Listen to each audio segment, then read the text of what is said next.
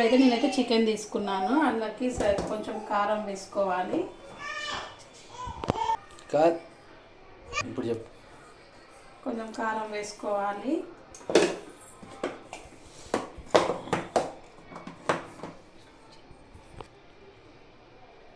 ఉప్పు వేసుకోవాలి. కొంచెం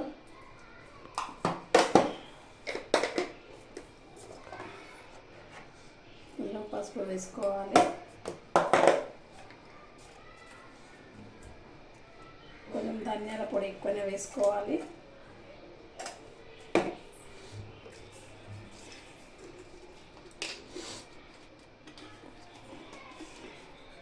మసాలా వేసుకోవాలి. పచ్చిమిర్చి వేసుకోవాలి. అలాగనే వేయించి పెట్టుకున్న ఉల్లిపాయలు వేసుకోవాలి.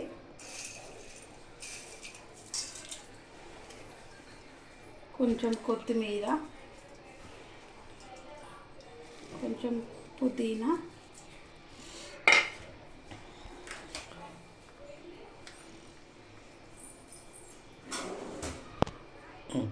అలాగే కొంచెం పెరుగు వేసుకోవాలి.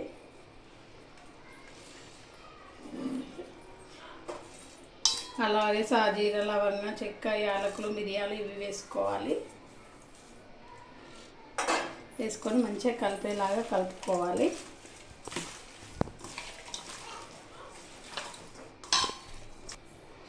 కొంచెం అయితే ఆయిల్ పూసుకోవాలి. పోసుకొని మంచిగా కలుపుకోవాలి.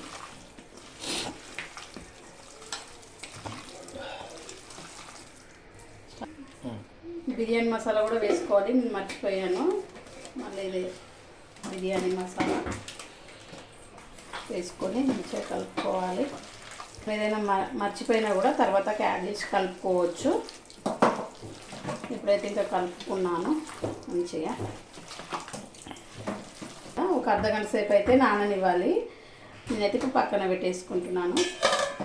ఇచ్చుకుంటున్నాను. 70% ఉడకాలి. ఇప్పుడైతే ఉడికిందో లేదో చూసుకుందాం ఒకసారి. ఇప్పుడైతే సగం ఉడికింది ఫ్రెండ్స్. ఇంకా ఇప్పుడైతే ఇంకా వేసుకుంటున్నాను.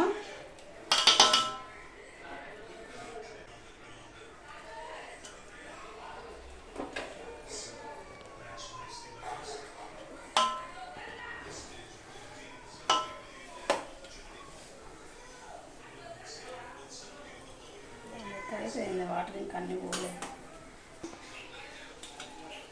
పుదీనా,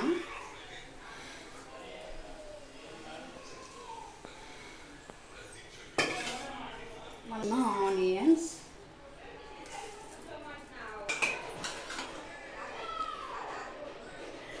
మళ్ళీ వేసుకోవాలి అన్నము.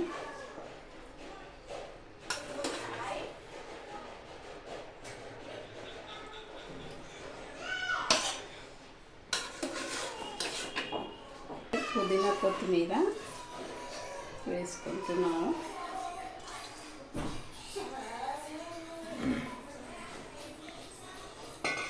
ఆనియన్స్, ఇప్పుడైతే కొంచెం ఫుడ్ కలర్ వేసుకోవాలి. తిన్నామా? ఇప్పుడైతే మూత పెట్టుకున్నాం. మూత పెట్టుకొని దానిపైన బరువు పెట్టుకోవాలి. ఇప్పుడు నేనైతే రైస్ ఉడికించుకున్న వాటర్ ఉన్నాయి కదా, దాన్నే బరువుగా పెట్టిన మీద.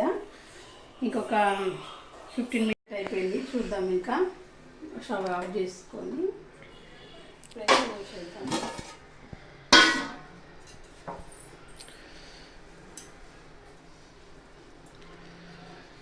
బిర్యానీ అయితే మంచిగా ఉడికింది. చూడండి, బాగా అయితే అయింది. ఇంకా తినేయడమే. ఇప్పుడైతే బిర్యానీ అయితే కంప్లీట్ అయింది ఫ్రెండ్స్. ఇంకా నేనైతే వేసుకుంటున్నాను.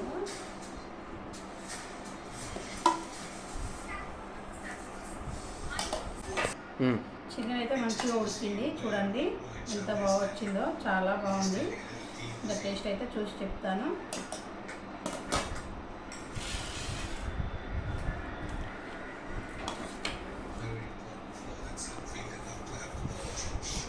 టేస్ట్ కూడా చాలా బాగుంది. చికెన్ ఉడికిందా? చికెన్ మాత్రం మంచిగా ఉడికింది, చాలా బాగుంది ఫ్రెండ్స్. మీరు కూడా ట్రై చేయండి. అలాగే నా ఛానల్ని సబ్స్క్రైబ్ చేయండి, లైక్ చేయండి, షేర్ చేయండి. Thank you.